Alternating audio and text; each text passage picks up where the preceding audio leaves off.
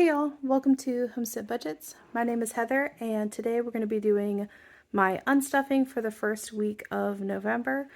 If this is your first time here, welcome. I appreciate you being here and I hope that you decide to subscribe and stick around. If this is not your first time here, welcome back. I'm always excited to see you guys and chat with you down in the comments below. This is I normally always have a little basket over here to the side with some goodies that we've gotten out of the garden. We did have a hard freeze earlier this week, so unfortunately this is probably going to be the last basket that y'all see full of produce, which is a little bit sad. I know it's sad for me. It might not be sad for you guys. You might not care. That's fine. But I'll have to kind of change my setup after this video. I just won't have the produce coming in over the weekend that I did over the summer, but that's okay. That's just what happens with the seasons. But we're going to get into today's unstuffing, and then near the end, I will do my debt allocation for this week. So starting off with my everyday binder, I did go to Sam's earlier this week and spent $175. So we're going to be pulling that out of a couple of different categories. We're going to be pulling 100 from grocery. And then dining out is okay. I'm going to be pulling $135 out of spending, which might be all that it has, which is okay. I did some shopping on Amazon and I'm just going to go ahead and pay back my buffer with that. So 50, 100, 10, 25, 35. Great. So yeah, that's everything there.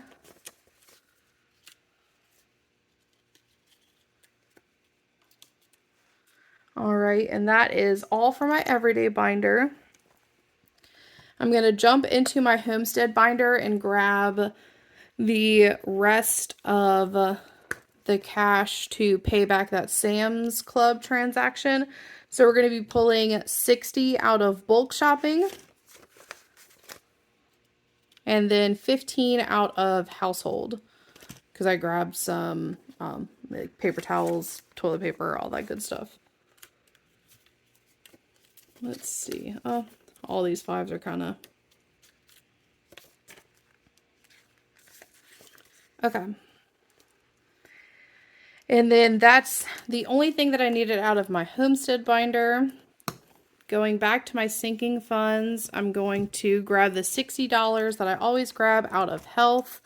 I have my health insurance through my husband's company. Since I'm self-employed, it's completely outrageous. So it saves us a bunch of money for him to just put me on his plan at work, but that gets taken out of his paycheck, so I just pay him back for that every week.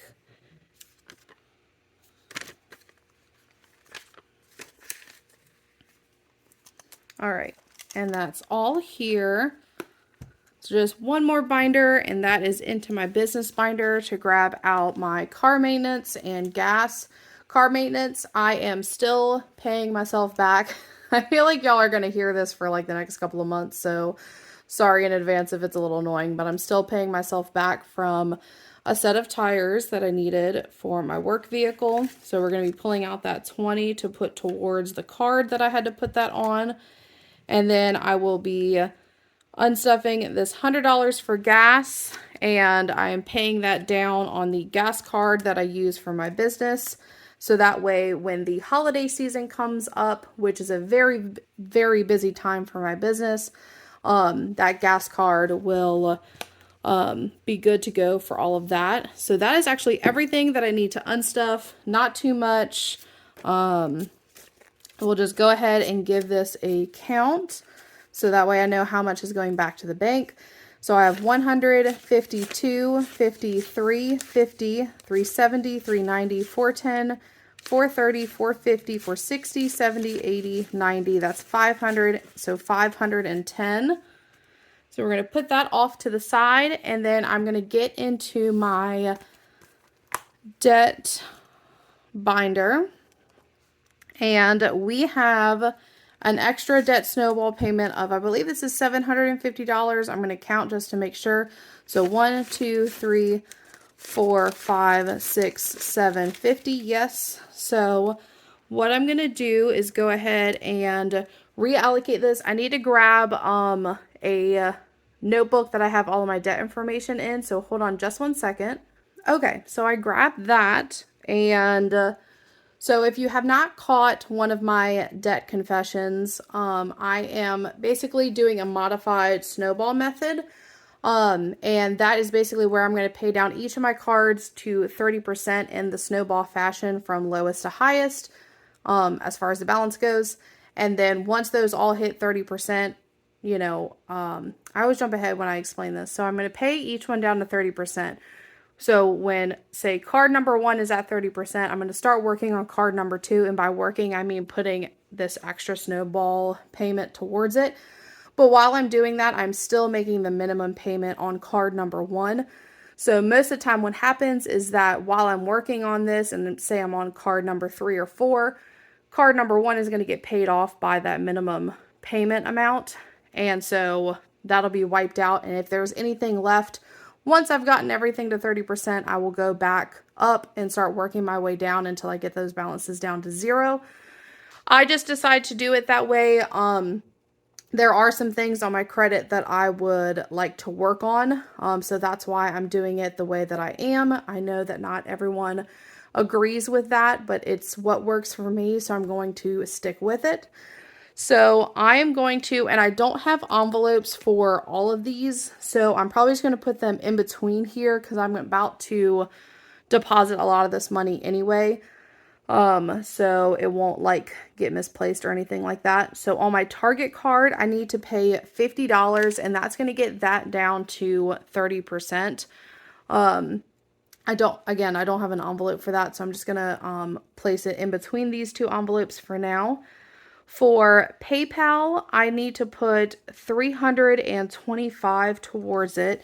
Now, what I'm going to have to do is I'm going to break one of these hundreds. So 50, 70, 90.